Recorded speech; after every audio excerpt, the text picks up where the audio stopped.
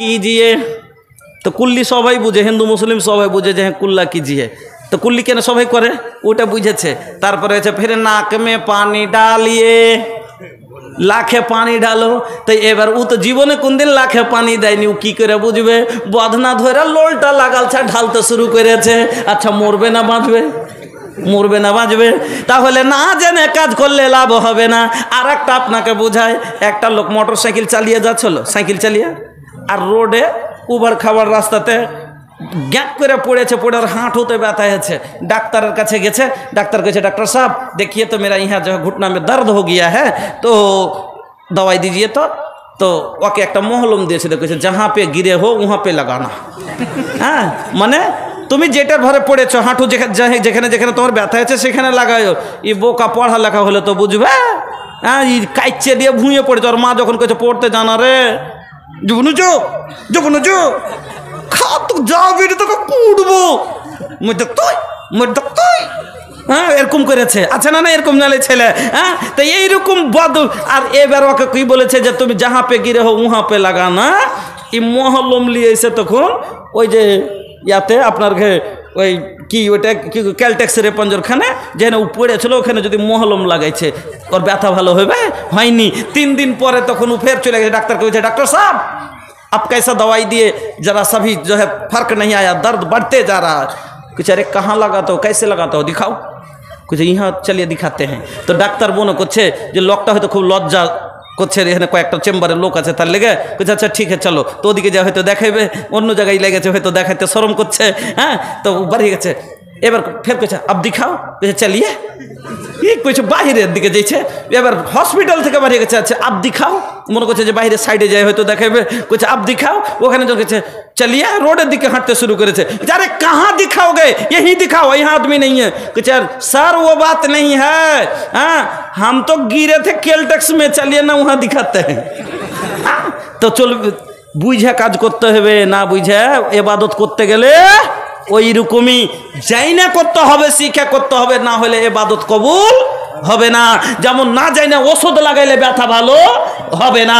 আমার বন্ধুরা এই জন্য আল্লাহ রাব্বুল আলামিন নামাজের কথা পরে আগে শিক্ষার কথা কেন নামাজ পড়তে গেলে ওজুর দোয়া শিখতে হবে ওজুর সুন্নাত শিখতে হবে ওজুর ফরজ শিখতে হবে কিভাবে দাঁড়াতে হবে এটা শিখতে হবে রাফায়ে দান কতটা করতে হবে এটা শিখতে হবে সাজদায় কি পড়বে সেটা শিখতে হবে রুকুতে কি পড়বে সেটা শিখতে হবে সূরা ফাতিহা না বললে নামাজই হবে না। তাহলে কতটি শিক্ষার প্রয়োজন পড়লো এই জন্য আল্লাহ বললেন আগে পড় পরে কর। এবার চলুন আগে বাড়ি সময় যে কতটা আছে হ্যাঁ সময় কয়েকটা মিনিট আর 5 থেকে 6 মিনিট বক্তব্য শুনে না বলার তো মনে করছিলাম যে কিছু অনেক কথা আছে বাচ্চা মানুষ করতে পারলাম না। আজ ছেলে নিয়ে বসে বসে কান থেকে বেটা আমার কথা শুনে না ও কইছে বেটা আমাকে দেখে না আর বেটা ব্যবহার খারাপ তার কারণ গালা কি সব আপনাকে আমি তুলে ধরতাম। এক শায়ের বলছে হারিজ বানিকা আলাল আদাবে ফিস সিগারে কাই মাতা কিররা বিহিম আইনাকা ফিল কেবারে ওয়া ইন্না মাসালুল আদাবে তাজমাউহা ফি ওয়ানিস সাবাকান নাকস ফিল হাজারে। তুমি যদি ছেলেকে চোখের জ্যোতি করতে চাও বড় হয়ে ছেলে বড় হয়ে যদি তোমার চোখের জ্যোতি করতে চাও চোখ জোড়া সন্তান নিতে চাও ছোট্ট বয়সে তোমার ছেলেকে ব্যবহার দাও কি দাও চরিত্র দাও আখলাক দাও তারবিয়াত দাও। কেন যেমন পাথরের লেখা কোনোদিন মিটে না ছোট্ট বয়সের দেওয়া আদত কোনোদিন ছুটে না। বন্ধু আমার এই সন্তান যে আপনার এই মাদ্রাসা আপনার নার্সারি করে দেন 1000টা নার্সারি আপনার বাচ্চাকে শিক্ষা দিতে পারে দীক্ষা দিতে পারে না শিক্ষা দিতে পারে ব্যবহার দিতে পারে না ব্যবহার মাদ্রাসা দেয় আপনাকে। আমার বন্ধুরা আমার ভাইজানেরা আপনার ছেলেকে আপনি অনেক দামি দামি জামা পরিয়ে দেন কিন্তু আপনার ছেলে দামি জামা পরলে আপনার ছেলে সুন্দর দেখায় না। কেন আপনার ছেলে যদি 3000 টাকা দামের জামা পোশাক পরে থাকে আর ব্যবহার খারাপ হয় ওকে গাল দিচ্ছে ওর সাথে ঝগড়া করছে ওর এটা ভেঙে দিচ্ছে ওর এটা নষ্ট করছে ওদিক থেকে এসে বলছে হ্যাঁ ভাই তোমার ছেলে বেটাটা কি জি এরকম করছে এরকম ও শেখায়ত করছে বলুন তো এই ছেলের চোখ জুড়াইবে না চোখ দিয়ে কান্নার জল আসবে গরম জল আসবে কেন এই সন্তান আপনার কাপড় দেখ আর ওর ব্যবহার দেখ, একবারে সালা সুন্দর গাধা, এটাই বলবে।